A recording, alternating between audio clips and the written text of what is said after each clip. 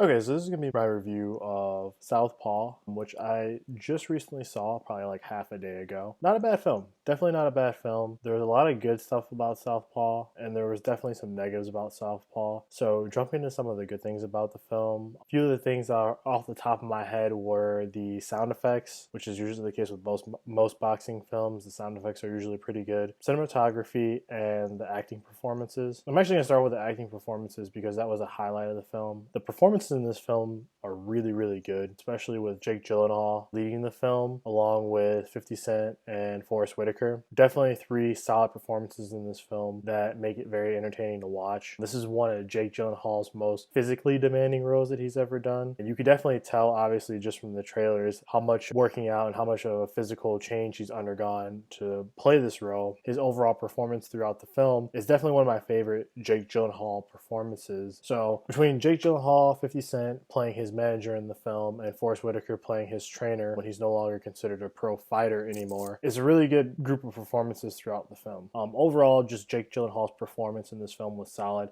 Is probably the best thing about this film. It's the one thing that I couldn't stop thinking about after seeing the film was how good his performance was in the movie. Now, as for the cinematography was actually something that I noticed very early on in the film. It started off with really unique camera angles and really interesting shots of New York and kind of like the atmosphere that Jake Gyllenhaal's character grew up in. Him and his wife were two characters that grew up in the system, I guess, and they had a rough life growing up. So you kind of get this interesting contrast of where they came from versus where they are. Obviously, where they came from is one of the not so good looking areas in New York. So cinematography and the unique camera angles were really interesting, something that I enjoyed.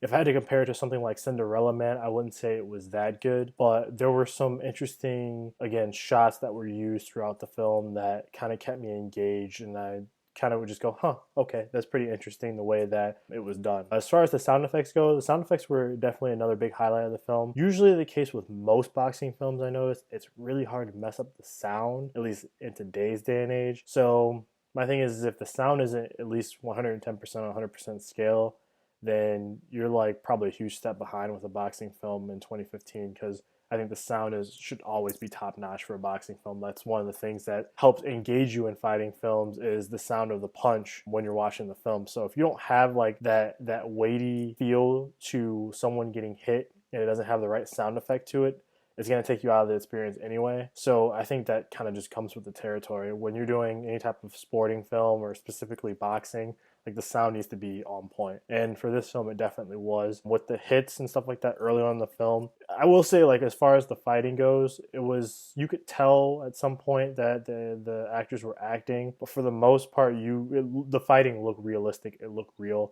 There was just a couple parts where I was like, okay, it looked like they definitely set that up. But going to some of the negatives of the film, the negatives are a little bit bigger. Definitely the story of the film.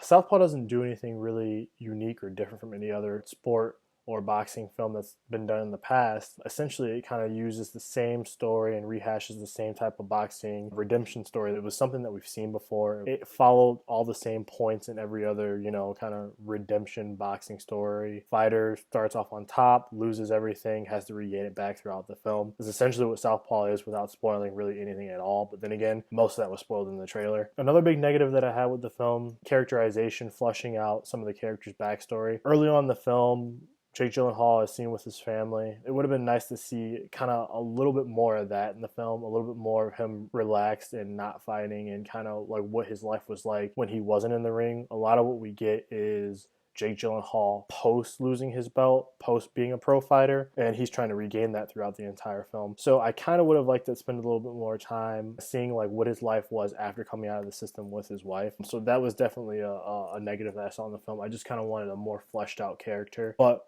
again, from what we got from the time that was given and the interaction that Jake Gyllenhaal had with other characters, his family on screen, I wasn't disappointed. Again, the primary focus was Jake Gyllenhaal and his performance in the film. I couldn't be really too upset about, not getting a lot of backstory on how his life was growing up. I think we get a little bit of that. I just would have liked a little bit more. But overall, I would say that the film was definitely entertaining, definitely worth going to see, especially with summer season kind of dying down a little bit. Probably not a family film, but I guess if you're a little bit older and you're not going to the movies with younger kids, then yeah, I could say it's a family film. If it's kind of like with like me and my parents and stuff like that, I wouldn't have any problem going to see the film with them. There's nothing that's too violent, but it's definitely an entertaining, enjoyable film. It's a good boxing flick. It's entertaining, and that's kind of like the best thing I can say about it. But if you're looking for something that's unique, that's kind of like the Cinderella Man of 2015, if you will, this is not what that is, but it's definitely one of Jake Gyllenhaal's best performances. It has me looking forward to kind of what he's going to do next. I know after Nightcrawler, I was thinking like, okay, so what is this guy going to do next? Because Nightcrawler was just so different and so good of a film. I do like his performance in Southpaw, and I don't think it'll probably be nominated for a lot of awards, but then again, I wouldn't be surprised. I would kind of rank this along Leonardo DiCaprio and J. Edgar way back a couple years ago. That was a film that wasn't that good, but it had a really good performance. That's kind of what Southpaw is like. He's really good in the film. Overall, the story just fell a little bit flat, and it wasn't really anything unique, or it didn't bring anything new to the table. With that being said, look forward to my Ant-Man review that will be probably posted up later, and probably in a couple days. I did see that just before I saw Southpaw, so I'm excited to post a review for that because that was definitely a different, unique Marvel film. If you guys like this video, definitely go ahead and hit that thumbs up button and subscribe for weekly reviews and probably trailer reviews I'm going to be trying to add in there as well. Thanks. I'll see you guys later.